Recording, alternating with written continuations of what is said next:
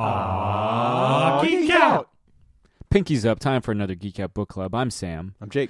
This week we're going to be talking about Void Trip, out in comic book stores everywhere and on Comixology on Wednesday, November 22nd, by Ryan O'Sullivan and Plaid Klaus. Jake, what'd you think of the book? Well, I love a good character design. You know me. I do. You know me, baby. And like I said, I don't think he's named in the first issue. Like, we're about to get his name, and then he's like, "Don't you say my fucking name." Yeah. He's like LaFours in Butch Cassidy and the Sundance Kid. He is. But to kind of expand on that, you mean the antagonist of the series? Yeah, evil Rom Space Knight. Yeah. Or maybe he's a good guy. Who knows? Maybe Rom Space Knight was evil all along. We'll never know.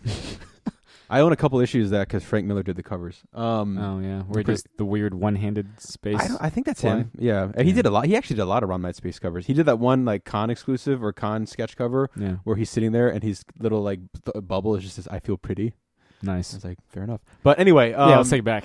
the designs are great in this, and again using space. Like there's a couple shots of just like the wideness of like almost like the widescreen like space shot and like the tiny little even some of the landscape shots like that first planet shots, like with the desert yeah exactly. It certainly earns Void Trip. Yes. Void, man. Yeah, that makes sense. But I mean, even from the get go with the two characters we're following around, I mean, you just see how kind of quick on their feet they are and kind of this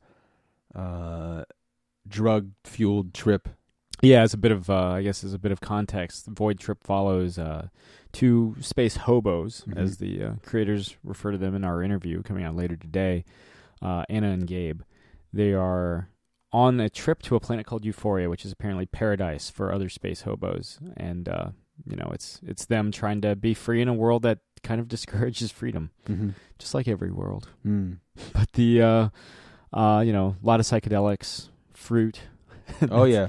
If you're a fan of fruit and psychedelics, then this is the book for you. Yeah, it does kind of have a Fear and Loathing in Las Vegas vibe. Absolutely. But it's not. I mean, there are laughs to be had. There's a dude that has a really bad trip. Yeah, that's right. Hilarious results. Of course, yeah. But there are consequences too.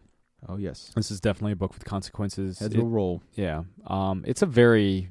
You were mentioning the art. It is pretty lush. I do like the. I mean. Very saturated color use or ink use. You get the very dark interiors, very brightly lit, at least in this first issue, this first planet, very bright exteriors and that sort of thing. Sure. Yeah. So, and then when you go on the trip, it's just a totally different thing. Into the great wide open.